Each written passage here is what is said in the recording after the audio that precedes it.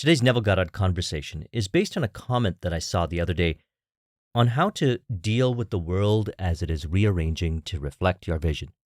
Essentially, how to not react to what may seem to appear, to deny that your vision is fact. And let's start with this quote here. He says, "The habit of seeing only that which our senses permit renders us totally blind to what we otherwise could see. To cultivate the faculty of seeing the invisible, we should often deliberately disentangle our minds from the evidence of the senses and focus our attention on an invisible state, mentally feeling it and sensing it until it has all the distinctness of reality." So the first part, seeing only what our senses permit.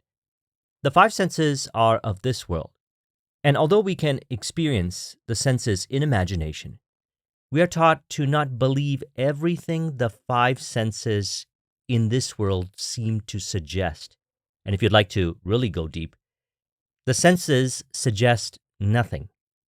We inside suggest what the senses are suggesting to us by our own subconscious beliefs in mind that express as what the senses perceive, and we don't need to change all of them. Many of them are helpful for our human experience. What we are interested in here is in releasing identification to certain beliefs in mind in relation to the five senses, so we don't have to force ourselves not to react. We authentically don't react. And that which we were once reacting to then no longer exists in our reality. For example, a person desires an ideal relationship and then they go on some dates. And some people that they are dating seem to suggest that they are not desirable or attractive. They might even say words specifically, and acknowledging that what the other person says has no meaning, as we discussed, and that we are the ones assigning meaning from our beliefs. If you are about to react, release the reactivity inside and you'll remain in your ideal state, which is also a body of beliefs, although made up of ideal ones. And that becomes your concept of self. So give it no attention and accept that you are attractive. From there, the person will change. They are attracted to you, or they may no longer be there because you are no longer interested in them. And then you go on to having your ideal relationship. So essentially, you have released identification to the belief that you are not attractive. And everywhere you go, people acknowledge that you are attractive because that's how you believe you are. People are messengers revealing your state, and we can have fun with this. Otherwise, we might argue with them and try to change their conscious mind, rather than changing the very nature of that being, which is yourself. No one to change but self. No matter how convincing this world may seem, no one to change but self. Let them be and change yourself. And more accurately put, accept yourself. As we discussed in the relationship video I released last week, I'll link in the description to it. Accept yourself means accept that you are both formless awareness and also what you have chosen to give form to, that awareness, which is yourself, in imagination, and this world reflects what you give form to inside.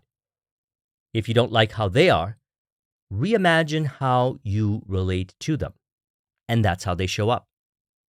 Remember, consciousness is one, and we're taught to imagine lovingly, and I consider imagining yourself as attractive as imagining lovingly.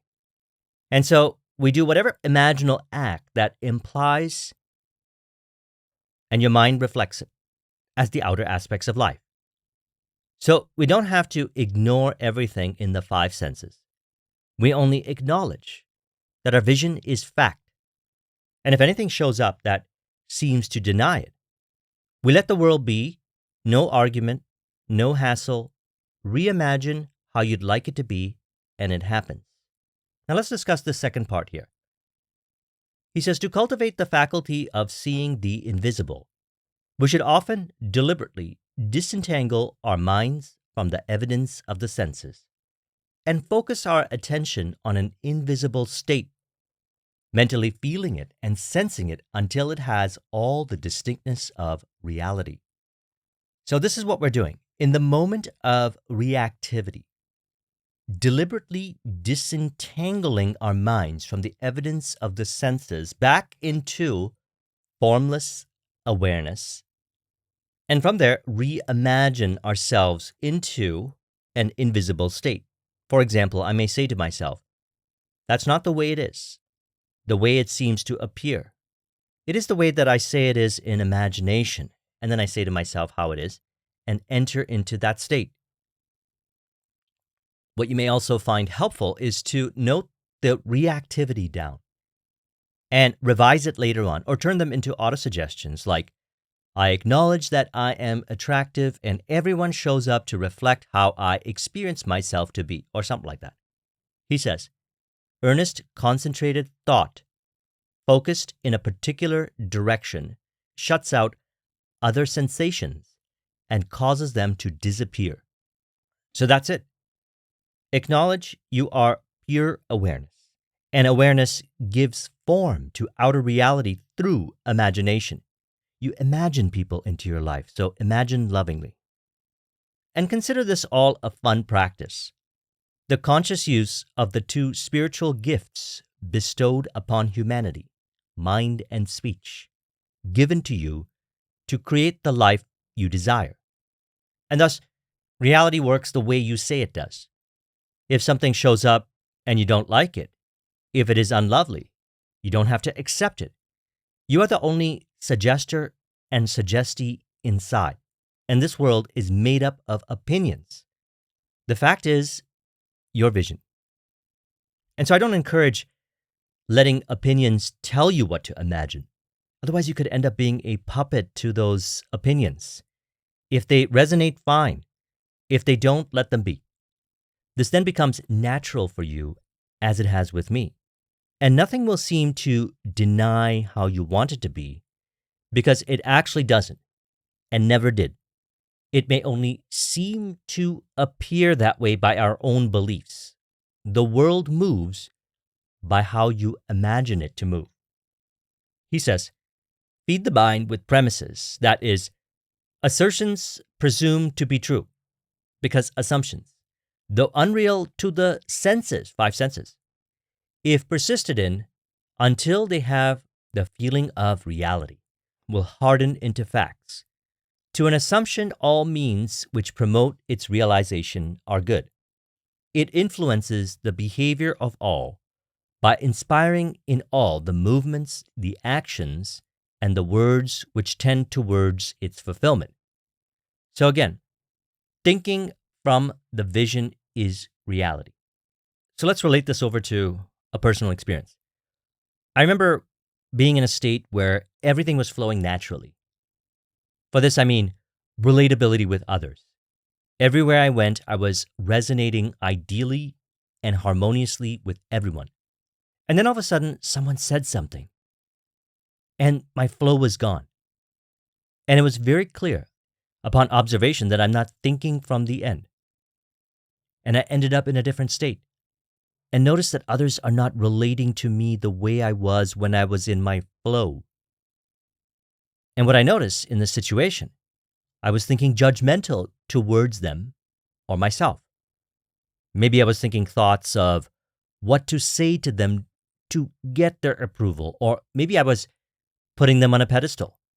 It was then very clear to me in that moment what state I was in. From there, I had an opportunity. And what opportunity? Well, he says it here.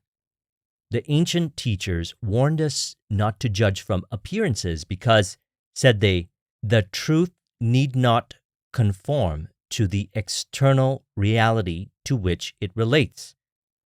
We are called upon to deny the evidence of our senses and to imagine as true of our neighbor that which makes him free. Ye shall know the truth, and the truth shall make you free. To know the truth of our neighbor, we must assume that he is already that which he desires to be.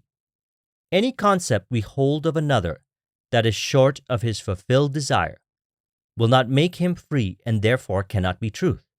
So I was not, as he was saying here, feeding the mind with premises, that is, assertions presumed to be true. And then all I did, and I've been doing this for many years, is I simply feel myself as complete and having everything inside in the moment. For reality is what we are conscious of being now. And then I observed without needing anything from them, because I entered into the state of having everything, which I relate to flow or ideal state. They then relate with me that way as it has hardened into fact. As he said, because assumptions, though unreal to the senses, if persisted in until they have the feeling of reality, will harden into facts. So we assume that's the way it is, the way we imagine and yield completely to that invisible state. We let the world be. We don't try to convince them. We need not try and get attention or anything from them. Assume that you already are the person that you desire to be, and they reflect that state. The subconscious does it all for you. So again, let's go back to the beginning. If one is about to react, in that moment, they can disentangle themselves and focus our attention on an invisible state until it has all the distinctness of reality. And if this seems challenging in that moment, assume that it becomes easier with each attempt, and you'll find that you'll be able to disentangle from the undesirable state and enter into the desirable state instantaneously. Again, he says, to cultivate the faculty of seeing the invisible, we should often deliberately disentangle our minds from the evidence of the senses and focus our attention on an invisible state, mentally feeling it and sensing it until it has all the distinctness of reality. So remember, you are formless awareness, need nothing, and you have everything inside, the kingdom of heaven. You already have it. You don't earn the kingdom. It has been given to you by grace. And you experience this when you disentangle your mind from the evidence of the senses. You realize you are complete and have everything. And from there, you are free to choose how you imagine it to be, and it reflects that way. And what about this or that nonsense mental chatter?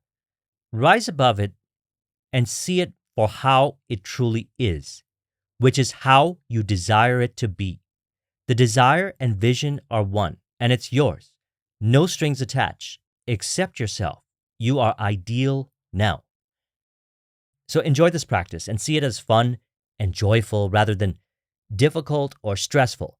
Those are only beliefs, and like with all beliefs, we can release identification to them, so the experiences on the screen of space are fun, joyous, and symbolic of a first-class journey to the destination. So I trust you found this video to be helpful. Let's go ahead and conclude this with an auto-suggestion to further encourage. You can say, I am formless awareness, and enter into form by what I imagine. All is formless and enters into form the way I imagine it to be. I find it easy to return formless and then assume form in imagination, which gives form wherever I go, entering into whatever reality I want, divinely willed through my imagination. If you would like a copy of this mind map, the link is in the description. Thank you very much for watching. I'll talk with you soon. Take care.